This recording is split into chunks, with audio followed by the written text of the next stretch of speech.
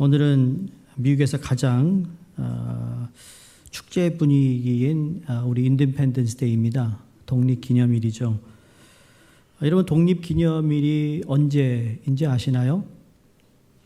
7월 4일인데 1776년에 독립선언문에 서명한 날을 기념하는 겁니다. 동부 해안 지역에 우리 미국 역사를 보면 이 동부가 참 중요한 위치잖아요. 유럽에서 동부로 왔지 서부로 오지 않았어요. 동부에 정착해서 그 다음에 이 땅을 정복하느라고 서쪽으로 보냈지. 이 동부가 그래서 이 미국 교회사나 역사를 보면 중요한 위치에 있습니다. 컨스티튜션이 쓰여진 것도 어디죠? 브라들릴러, 필라델피아예요. 그만큼 메이플라워를 타고 매사추세츠 도착해서 그 다음에 플리무스에서 계속 이렇게 그 영토를 넓혀가는 가운데 이제는 영국 왕과 영국의 의회의 그 부당한 대우에 더 이상 참을 수 없어서 전쟁을 시작하죠.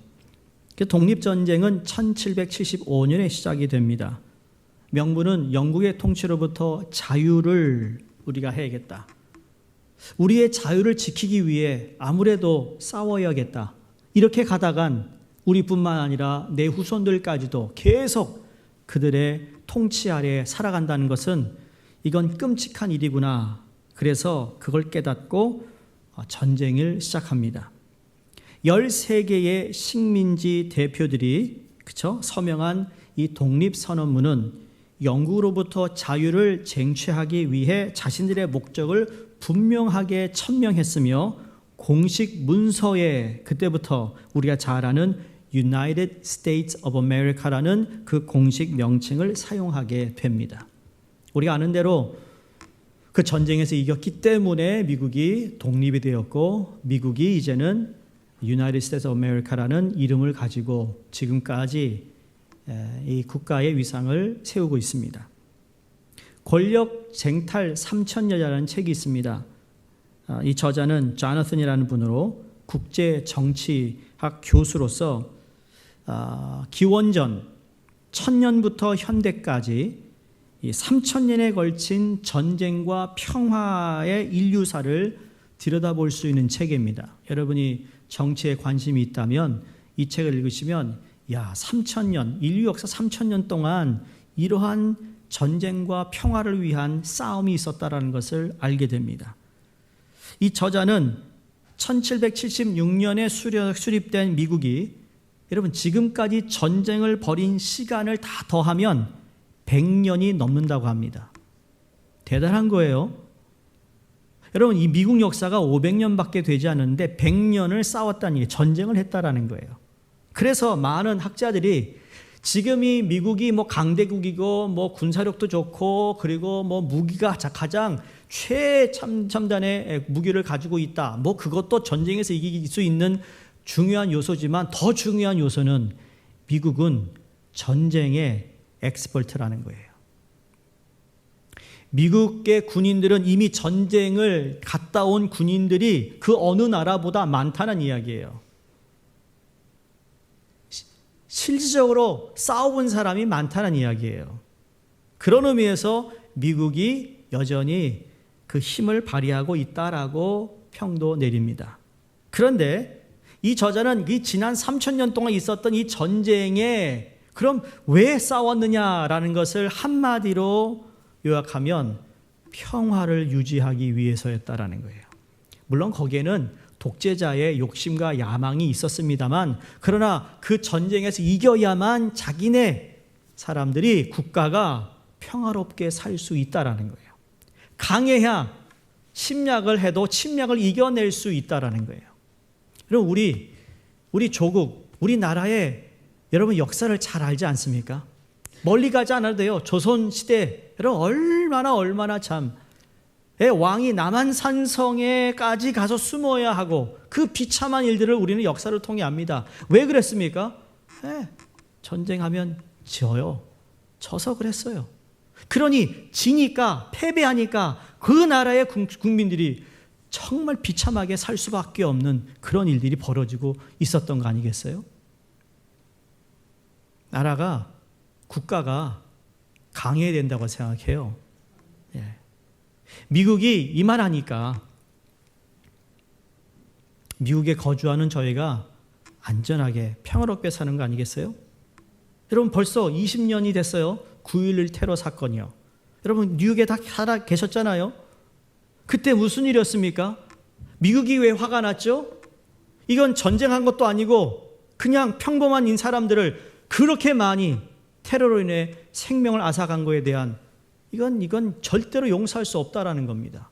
그래서 전쟁도 있었지만 그것이 전쟁을 해야 되는 명분으로 저는 그렇게 설명하고 싶지 않습니다. 그것 때문에 찬반이 많았습니다. 소위 라틴어로 이 그렇죠? 프로는 지지한다. CON은 반대한답니다. 나는 전쟁을 지지한다. 전쟁을 반대한다. 그러한 여러 가지 국회에서도 서로 이 대립을 하며 전쟁을 해서는 안 된다. 전쟁 때문에 아무런 죄 없는 그 사람들이 목숨을 잃는 거에 대해서 이거는 안 된다라는 얘기를 합니다. 제가 여러분에게 전쟁을 지지하느냐 반대하느냐 그것을 말씀드리려는 것이 아니고요. 우리는 이러한 전쟁이라는 프로 또는 전쟁의 칸을 뛰어넘는 하나님의 말씀 앞에서 눈에 보이는 전쟁도 그렇지만 눈에 보이지 않는 가운데서 벌어지고 있는 영적 전쟁이 있다라는 사실을 여러분이 바라볼 수 있기를 바라는 겁니다. 지금 내 눈에 벌어지는 어떤 육안에 보여지는 전쟁이 아닌 내가 정말 영적으로 어떤 눈을 뜨지 못하는 가운데서 보지 못하고 있는 전쟁이 얼마나 많이 전쟁을 치르고 있다는 것. 그래서 그 영적 전쟁 앞에서 우리는 어떤 삶을 살아야 되는가를 오늘 말씀을 통해 여러분과 나누기를 원합니다. 여러분 엘리야 이야기는 너무나도 잘 아는 이야기예요. 엘리야가 이제 앞으로 지금 이 시대가 그가 살고 있던 시대가 엄청나게 타락하고 엄청나게 우상 숭배가 많고 정말 하나님이 싫어하는 일을 다 하고 있는 그때에 그가 그 영적 전쟁 앞에서 그의 마음을 추스리며 결단을 함으로 시작된 것이 우리가 잘 아는 여러분 결론은 우리가 알잖아요. 갈멜산에서의 이 영적 전쟁을 승리할 수 있었던 그 시점이 뭔가 오늘 엘리야가 하나님 앞에서 어떤 고백을 했느냐에 따라 영적 전쟁에 지고 승리가 이루어져요. 저와 여러분이 살고 있는 이 세상은 보이는 세계와 보이지 않는 세계 둘로 나눌 수 있습니다. 여기서 보이는 것을 흔히 그렇죠? 육의 세계라고 말합니다. 보이지 않는 것을 영적 세계라고 우리는 이야기합니다. 근데 하나님께서는 한쪽의 세계만을 만드신 것이 아니라 하나님은 두 개의 독립적인 세계를 창조하셨어요. 보이는 부분과 보이지 않는 부분을 주님께서 하나님이 처음부터 그렇게 만드셨다라는 거죠. 그런데 하나님의 섭리, 하나님의 나라가 이루어지는 것을 반대하는 사단이, 악한 세력이 끊임없이 하나님 만드신 에덴 동산부터 시작됩니다. 그 하나님의 나라가 임하지 못하도록 마귀의 꾀임에 인간이 속아 넘어가 선악과를 따먹게 되죠. 그로 인해 죄와 죽음으로 우리가 자유하지 못하는 가운데 하나님은 우리를 구원해 주시는 것이 구속 역사입니다. 그런데 하나님은 보이는 부분과 보이지 않는 부분을 다 중요하게 생각하지만 보이지 않는 부분이 우선적으로 중요하다는 것을 우리는 알아야 합니다, 여러분. 여러분, 육적인 세계에서 일어난 모든 일의 실제는 보이지 않는 영역에서 찾을 수 있어요. 예를 들어 여기에 건강한 나무가 있어요. 이 건강한 나무가 열매도 잘 맺고 참 이파리도 푸르고, 여러분 이건 우리 보이는 거예요. 근데 보이지 않는 나무의 이 건강함은 어디에 있습니까? 뿌리에 있어요. 그와 마찬가지예요. 우리가 먼저 받아들여야 할 것은 보이는 세계와 보이지 않는 세계가 분명히 존재하고 있다는 것과 보이는 세계는 보이지 않는 세계에 의해 움직이고 있다는 사실입니다. 눈에 보이는 세계에서의 싸움을 흔히 전쟁으로 말한다면 영적 전쟁이라고 말할 때 이것은 보이지 않는 세계를 향한 전쟁을 의미하고 있어요. 그러니까 육안으로 보이지 않는 것이라 할 수도 있는데, 근데 안타깝게 우리 기독교인들이 살아가면서 분명히 우리는 보이는 세계와 보이지 않는 세계를 인정하고 살아가는 사람인데, 많은 경우 보이는 세계에만 자꾸 추구하고 살아가는 그리스도인들의 모습을 볼 때마다 안타깝다라는 거예요. 여러분, 우리는 이 땅에서 하나님이 허락하신 모든 것을 누리며 살 수 있는 축복을 주셨습니다. 구원받은 자가. 그래서 하나님의 신령한 복을 이 땅에서도 누리며 살 수 있는 복을 주셨어요. 믿으세요? 그러니까 이 땅에서 우리가 잘 사는 거 중요하지만 이게 전부가 아니라는 거예요.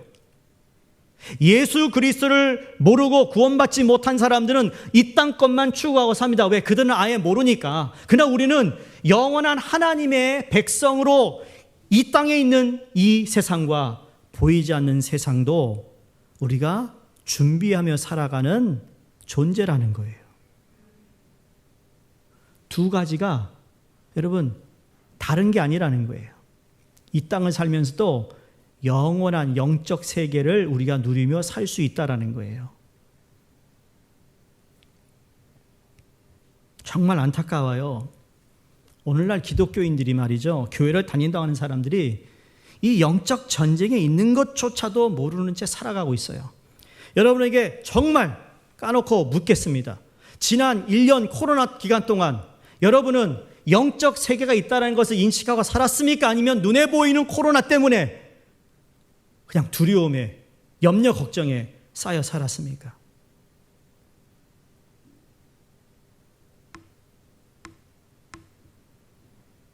마지막 때가 되면 알곡과 쭉쟁이를 분명하게 구분할 수 있는 때가 온다고 그랬어요.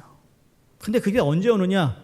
우리가 어려움과 시기와 정말 핍박과 고난 가운데 누가 알곡이고 누가 쭉쟁이인지를 분별해 나간다는 거예요. 바라기는 여러분 모두가 주님 앞에서 알곡이 되시기를 축원합니다. 그 누구도 수종교회 성도들이 실족되지 않기를 바랍니다. No more excuse예요. 여러분 아세요? 저는 코로나 시작돼서 처음부터 이게 어떻게 될 건가, 왜 염려가 없습니까? 교회를 담임하는 목회자가 어떤 것을 대체하고 준비해야 될까 깜깜합니다. 아무도 답이 없습니다. 이곳저곳에서 제가 차세대 사역자를 했고 차세대에 대한 관심을 맡아보니까 차세대의 어떤 그 얘기를 할 때마다 세 가지 늘 얘기했다니까요. 다른 거 아닙니다. 목회는 그냥 본질인데 그 본질 전제로 한 가지, 첫째로 우리는 소그룹 모임을 더 강화해야 됩니다. 두 번째로 소통을 해야 됩니다.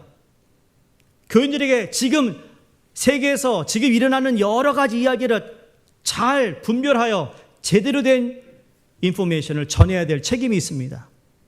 세 번째는 뭘까요? 투명함입니다. 투명해야 된다는 거예요. 있는 그대로를 우리가 보여줄 수 있어야 된다는 거죠.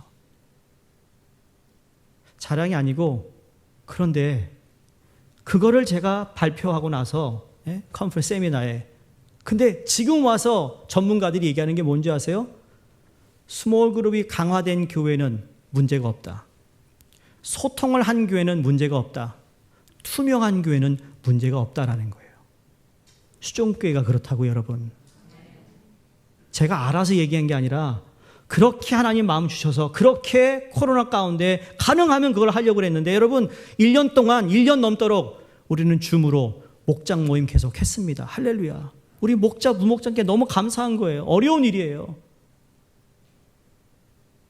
훈련까지 마쳤으니 말이죠. 우리 부교육자도 소통. 그러니까 수요일 날 여러분에게 제가 1년 동안 10분짜리 영상을 보내는 이유가 그거였어요. 소통이에요, 소통. 투명하게. 교회가 지금 어떻게 진행되고 있고, 많은 크리스찬들을 보면 이론적으로 참으로 많이 알고 있어요. 근데 신앙생활에 있어서 뭐 힘들다, 어렵다, 안 된다라는 이 팬데믹 이후에 이 교회의 모습이 어떨까? 더 이상 부흥이 될까? 아니야, 안 될 거야라는 패배주의가 만연하고 있는 이 시기에 저희는 이제 더 이상 이론을 늘어놓을 것이 아니라 이 영적인 패배주의를 극복해야 된다고 믿습니다. 그게 뭔지 아세요? 왜 그런지 아세요? 신앙은 무승부가 아닙니다. 신앙은 무승부가 아니에요. 0대0, 아무리 경기를 잘해도 0대0은 0대0 비기는 거예요. 1대1도 비기는 거예요. 5대5도 비기는 거예요. 한 점을 더 넣어서라도 이겨야 되는 거예요. 그게 영적 정쟁의 승리예요. 그리스도의 보혈의 능력과 하나님의 은혜에 우리의 삶이 접목되어 영적 전쟁에서의 승리를 경험할 수 있기를 주의 이름으로 축원합니다. 전쟁은 이겨야 되는 겁니다. 예수님께서 이 땅에 오셨어요. 늘 지는 것 같았어요. 결국 십자가 달려 죽으셨어요. 마귀 사단은 그 아들 예수 그리스도를 이제는 끝냈다, 죽었다, 무덤에 묻었다 라고 하고 있는 상황에 하나님 어떻게 하죠? 예수님을 다시 살리십니다. 죄와 죽음에서 부활하신 예수님의 승리가 오늘 저와 여러분의 삶을 승리케 하시는 줄로 믿습니다. 그게 능력입니다. 그게 복음입니다. 성경이 기록된 모든 말씀은 평범한 좋은 비유의 교훈의 얘기 같지요? 아닙니다. 그 안엔 대단한 영적 파워의 메시지가 있습니다. 그 영적 메시지를 이제는 영적 전쟁을 치르고 있는 영적 거인들을 우리가 찾아볼 수 있습니다. 그들은 박물관에 놓여있는 밀랍 인형이 아니에요. 오늘날 교회 안에 밀랍된 신앙인들이 얼마나 많은지 몰라요. 신앙은 행하는 거예요. 신앙은 보이는 거예요. 살아있는 건 꿈틀이게 돼 있어요. 죽은 것이 꿈틀이지 않아요. 죽은 것이 가만히 있어요. 가만히 두어도 아무렇지 않다고 가만히 있어요. 왜? 죽었으니까. 근데 살아있으면 그렇지 않아요. 여러분 어린 자녀들 키우는 보세요. 교회에 얘들이 살아있으니까 저렇게 돌아다니죠. 그게 생명이에요. 생명. 모세나 다윗이나 바울과 같은 인물들이 여러분 그 사람들이 이야기를 들을 때마다 우리가 읽을 때마다 묵상할 때마다 우리 마음속에 이런 갈증이 있어야 된다고 저는 봅니다. 어떤 거죠? 그렇게 살 수 없는 것 같지만 나도 이렇게 살아갈 수 없을까? 나도 저렇게 좀 멋있게 살아가면 안 될까라는 의의 목마름이 우리에게 있어야 된다는 거죠. 그래야 소금 역할을 하죠. 빛의 역할을 하지 않겠어요? 오늘 엘리야의 이야기는 우리가 너무나도 잘 알고 있는 이야기입니다.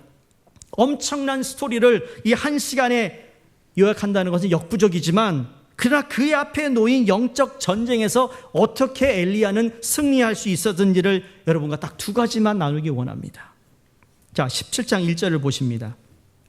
내 말이 없으면 수년 동안 비도 이슬도 있지 아니하리라 라고 경고합니다.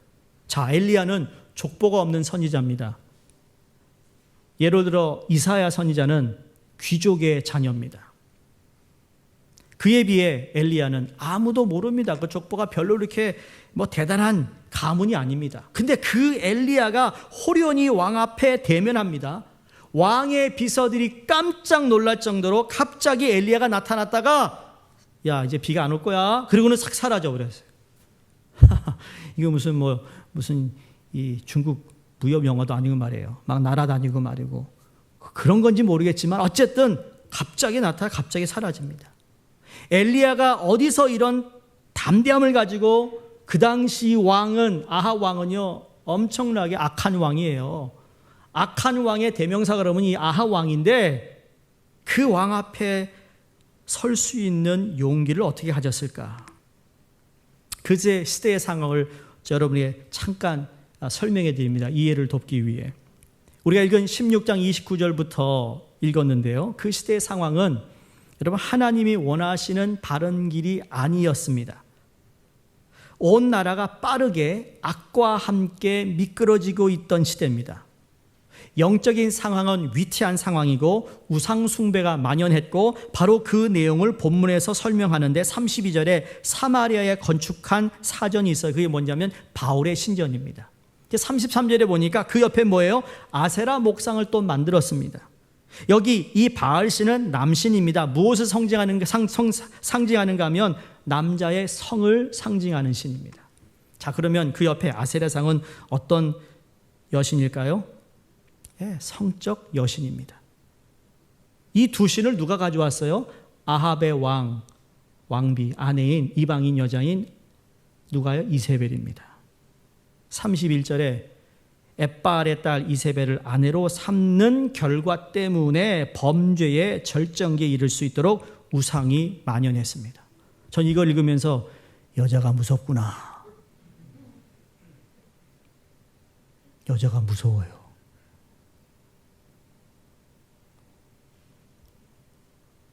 이 여자 하나 때문에 나라가 완전히 폭삭망했어요.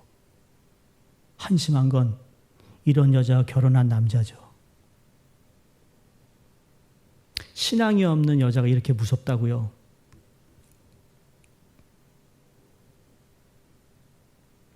이세벨이 데리고 온 그 모든 섬기는 이 우상, 이게 이스라엘 땅에 완전히 다 도배를 해버렸어요. 여기서 나오는 아합과 이세벨은 아주 악한 모습의 부부입니다. 악으로 묶여진 부부입니다.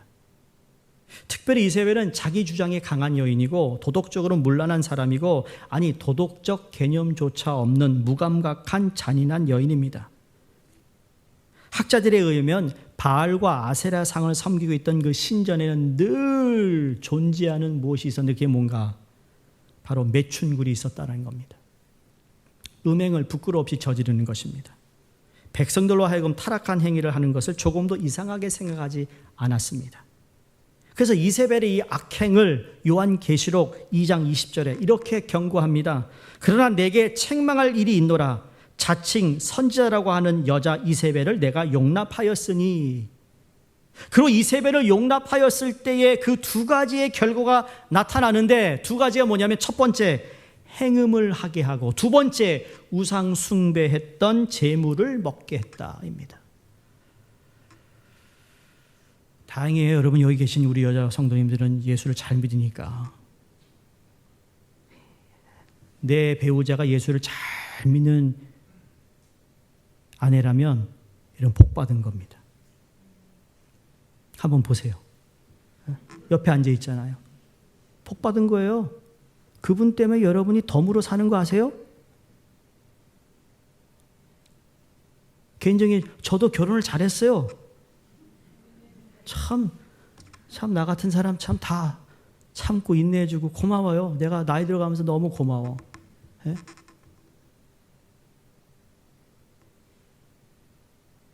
사모 때문에 제가 목회 못한 적이 없어요. 오히려 더 잘 됐지. 그쵸? 인정하죠? 잘한 거예요, 잘한 거. 여러분, 여러분의 아내가 예수를 잘 믿고 정말 주님을 사랑하기 때문에 이만큼 여러분 살아왔다는 거 인정하세요. 인정하시라고 남자분들 아멘도 안 하고. 예? 인정해요, 인정. 인정할 거 인정해야지.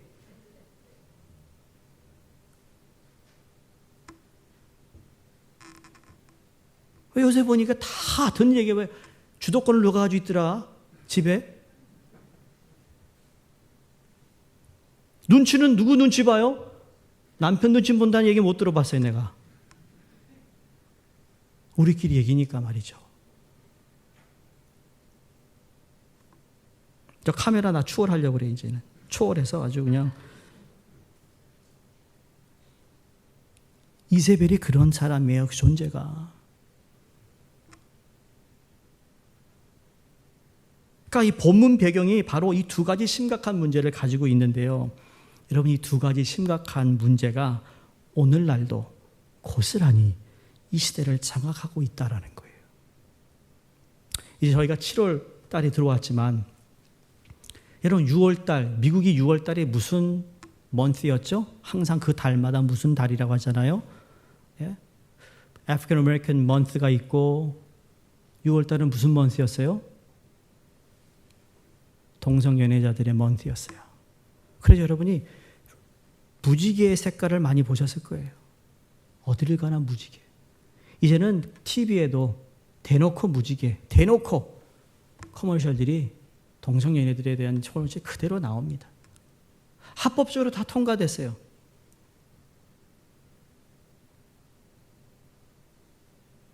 합법화되어 있는 저들의 모임을 제재할 수 없는 시대를 우리가 살아가고 있습니다. 그들 앞에서 교회가 아무것도 못합니다. 힘을 잃었습니다. 왜? 잘못만 했다가 불법으로 잡혀가니까. 그거 아세요? 이 시간에도 그들은 또 다음 단계를 합법화하려고 준비하고 있어요. 결국은 그 동성연애를 제일 인정하지 않는 복음적 교회를 타격으로 삼을 거라는 거예요. 그건 분명합니다.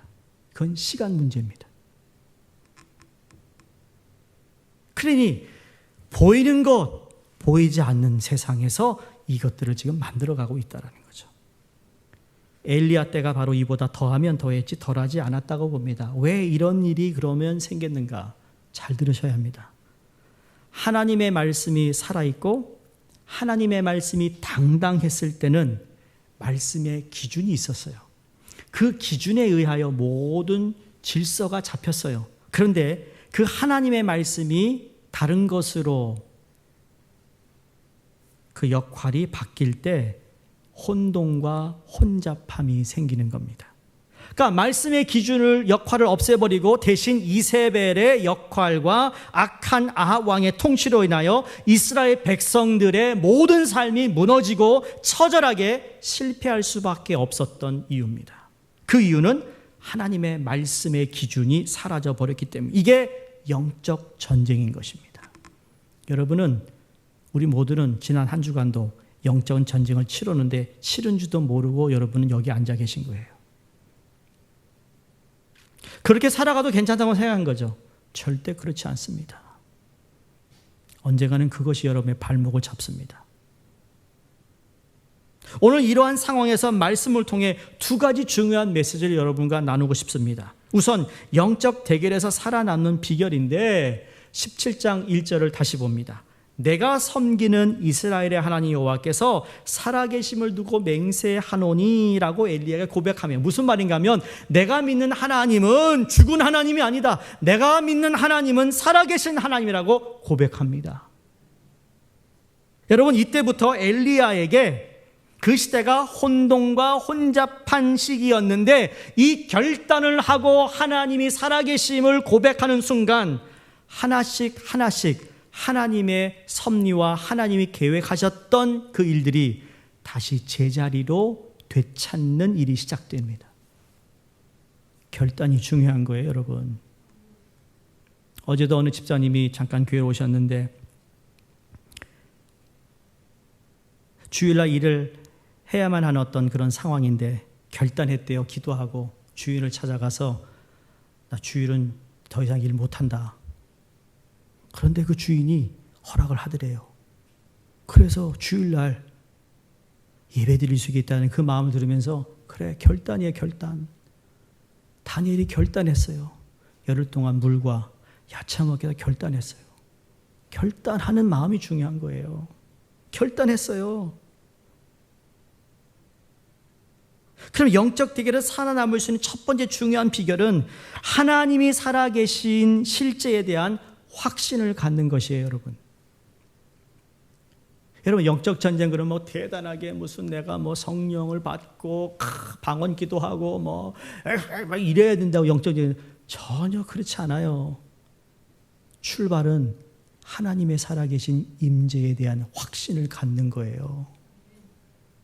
아무리 어려워도 하나님은 살아계시다. 아무리 힘들어도 하나님은 나와 함께 하신다. 그 하나님의 함께 하심을 내가 체험하고 동행하고 그 하나님과 교제할 수 있다. 이것을 믿고 사는 사람, 삶의 수렁에 빠져도 하나님은 나를 건지시는 분임을 믿을 때 이걸 고백하는 거죠.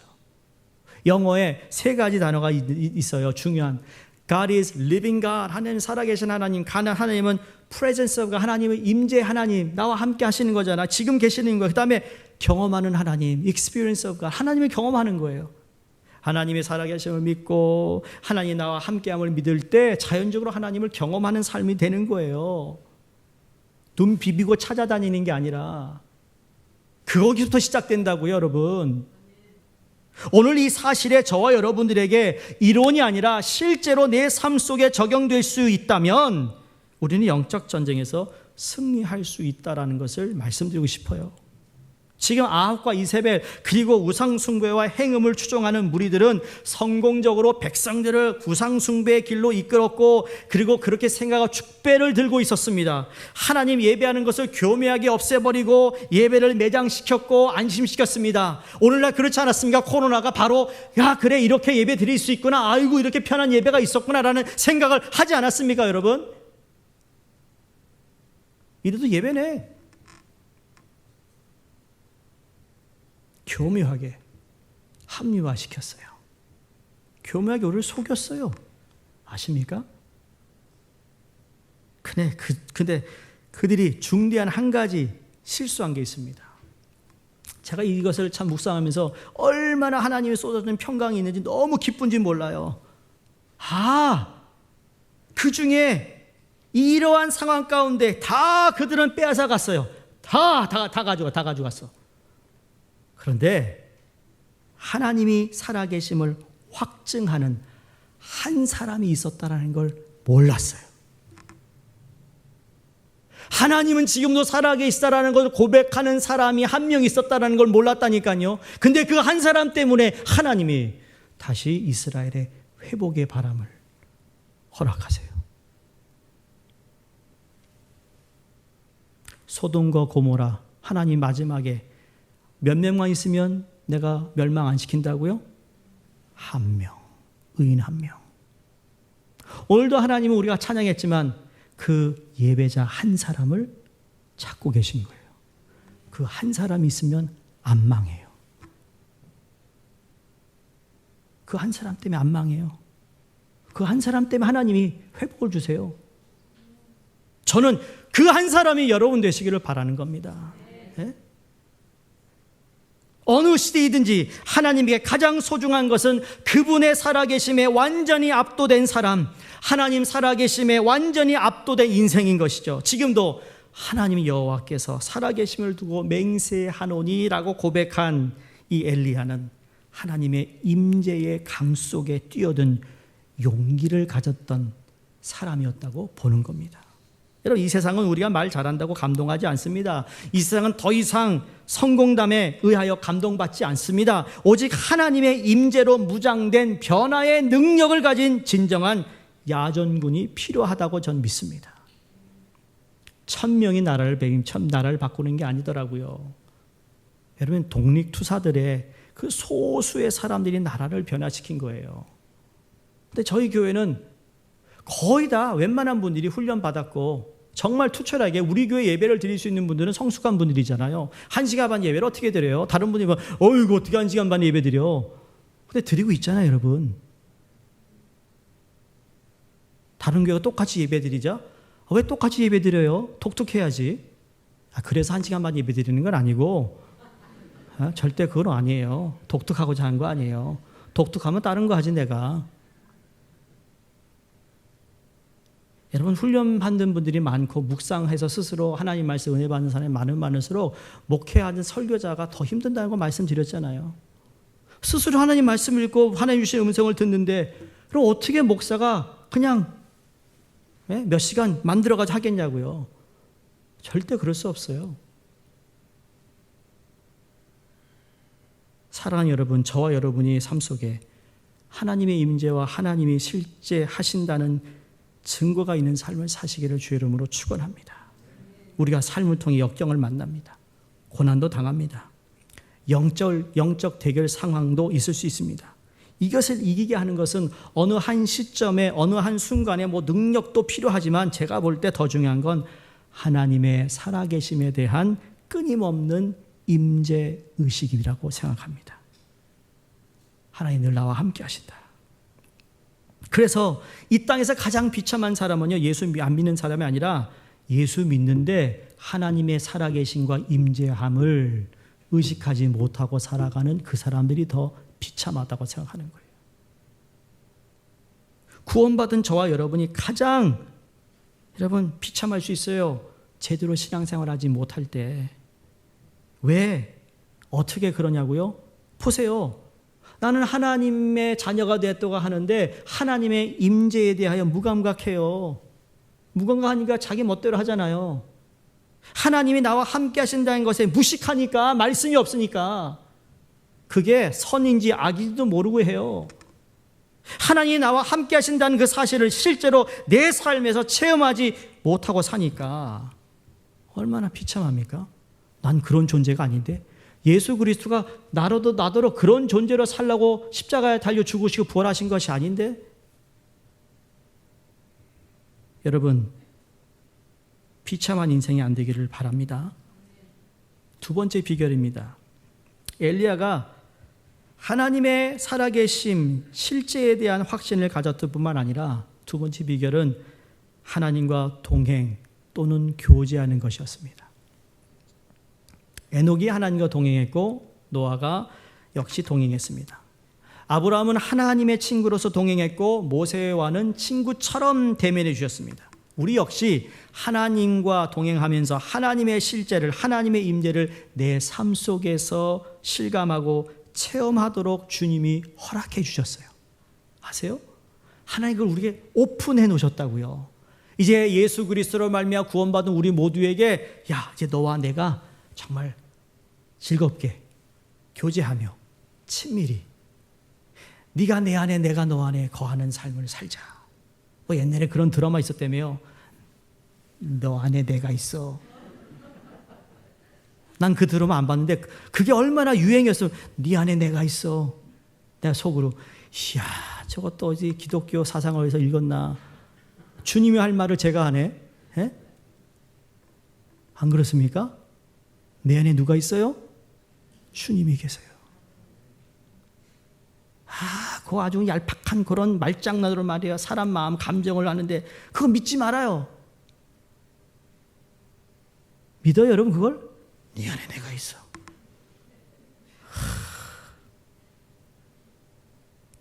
아니요, 그 안에 주님이 있어요. 그건 믿을만 해요.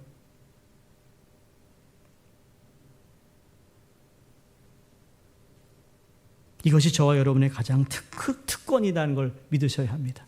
아, 내 안에 그분이 계셔. 오늘도 하나님이 나와 함께 하시는구나. 오늘도 하나님과 동행할 수 있는 시간, 새날을 주셨구나. 오늘도 그분과 아들 예수 그리스도가 나와 함께 친구가 되셔서 내가 외로울 때 나를 돕고 내 말을 들어주고 동행하는 분이 오늘도 나와 함께 하시는구나. 그런 고백 말이에요. 나에게 무슨 일이 일어날지라도 괜찮아. 왜? 주님이 나와 동행하시기 때문에 괜찮아. 이게 다윗이 고백했던 신앙이잖아요. 다윗이 왕으로서 존경받는 것이 아니라 다윗은 왕으로서도 위대한 일을 했지만 다윗에 대한 존경심은요, 하나님을 향한 그의 마음이었습니다. 시편 16편 8절에 그가 이렇게 고백합니다. 내가 여호와를 항상 내 앞에 모시며 그가 나의 오른쪽에 계심으로 내가 흔들리지 아니하리로다. 우리 인생에 요동이 없고 좌절이 없고 흔들림이 없다는 얘기가 아닙니다. 그러나 그런 가운데서 나는 여호와 하나님을 늘 내 앞에 모신다라는 고백을 하는데, 실질적으로 나는 주님을 내 앞에 모시고 그분이 가라는 대로 따라가는데 정작 내가 경험하는 건 어떻습니까? 내 오른편에 와 계시다는 거예요. 내 옆에 와 계시다라는 거예요.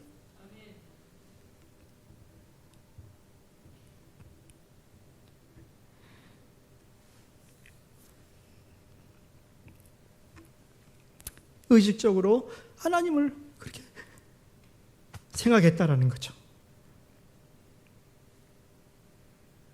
여러분, 그러기 위해서는 이것에 대한 반응이 있어야 합니다. 단호하게 결단해야 합니다. 무슨 결단일까? 우리 모두는 하나님의 임재를 의식하며 살기로 단호하게 결심하는 겁니다. 내 앞에 여호와를 모시며 라는 것은 바로 결단의 태도입니다. 지금 요동치고 좌절감이 있고 흔들림이 있어도 하나님, 나는 내 의식은, 내 생각은, 내 마음은 항상 주님을 앞에 모십니다. 사과나무 밑에서 사과가 떨어질 때까지 입만 벌리고 있으면 되는 것이 아니라 하나님의 임재, 하나님의 실제, 하나님의 살아계심을 맹세하면서 우리 마음속에 결단이 일어나야 합니다. 영국 교회 지도자며 신학자였던 잔 오원이라는 분이 있습니다. 하나님과의 교제에 좋은 본을 보여준 분이라고 생각하는데 1674년도 그가 참 큰 병을 앓고 있었어요. 그 가운데 자기의 친한 친구에게 이런 편지의 내용을 보내는데 그 내용 중에 이런 부분이 있습니다. 하나님은 우리에게 가장 가까운 친구요, 죽음 이후에도 유일한 친구이시다. 나는 다른 일에는 실증을 내더라도 하나님과 대화하고 교제하는 일에는 실증 내지 않게 해달라고 진심으로 하나님께 기도하고 있다. 어떤 기도입니까? 의도적으로 주님을 계속 내 앞에 두려고 하는 이 잔 오원의 고백을 우리가 느낄 수 있지 않습니까?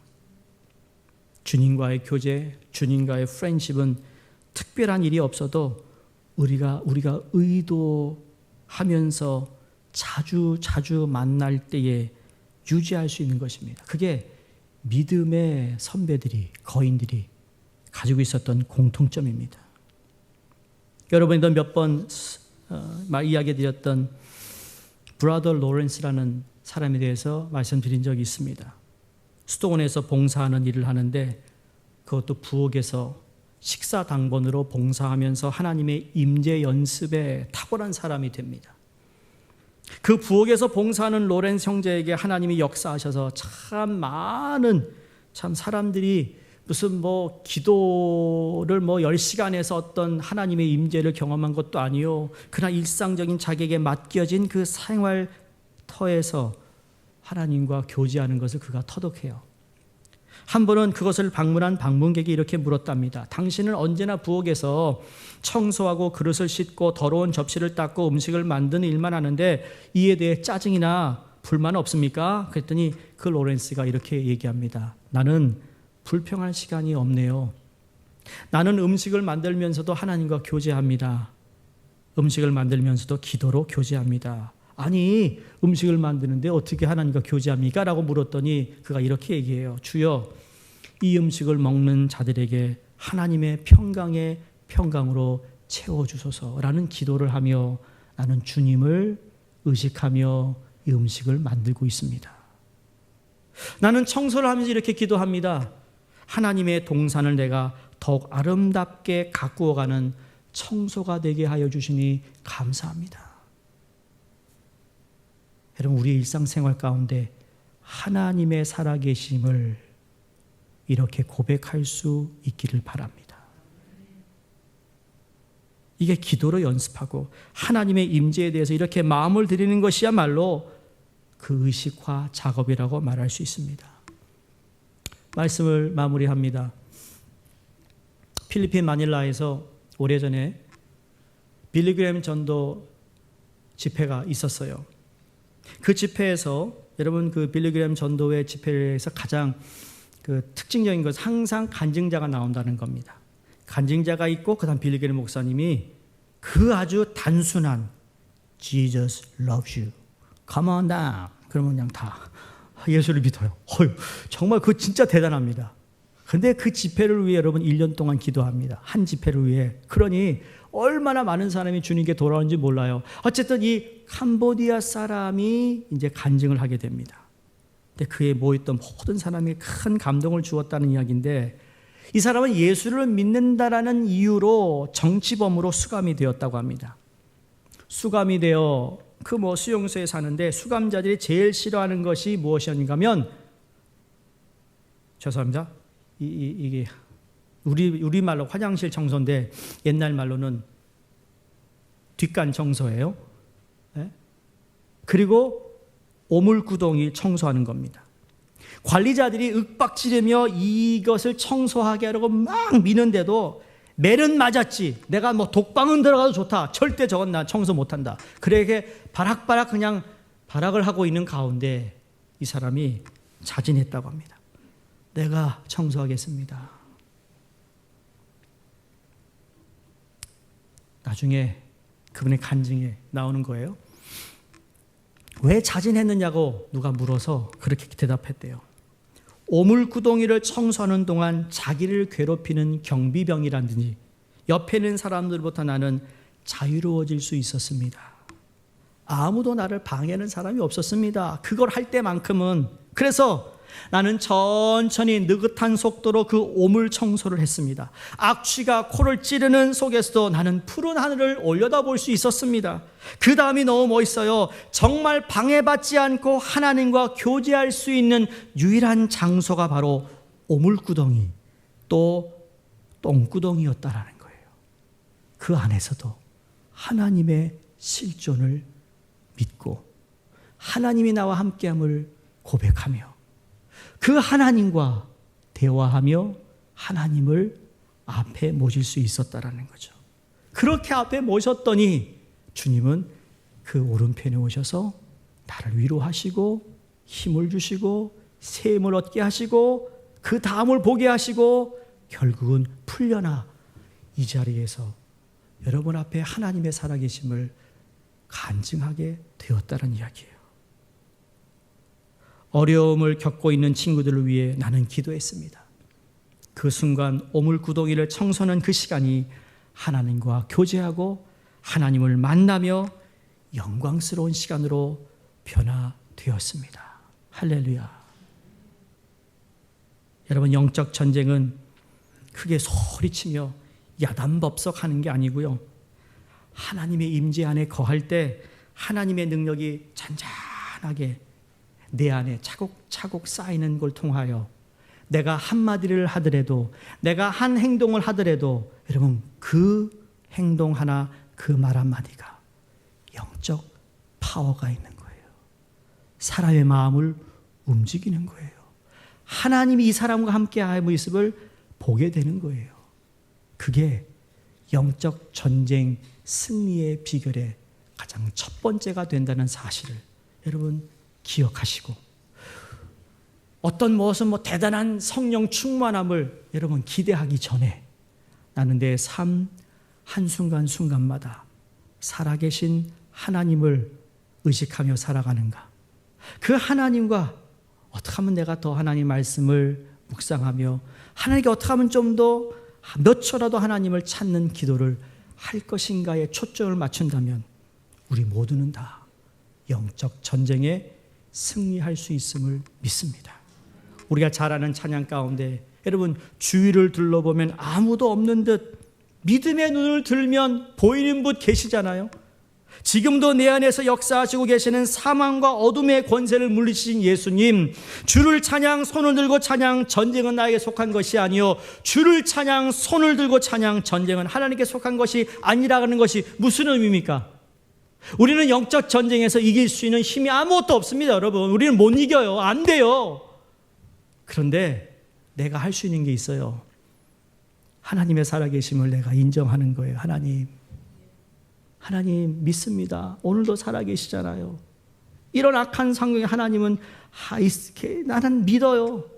하나님, 내가 주님께 가까이 가고자 하는 그건 우리가 할 수 있어요. 그걸 하는 동안 하나님 어떻게 하세요? 하나님이 직접 나서셔서 일하세요. 승리하세요. 승리를 주신다니까.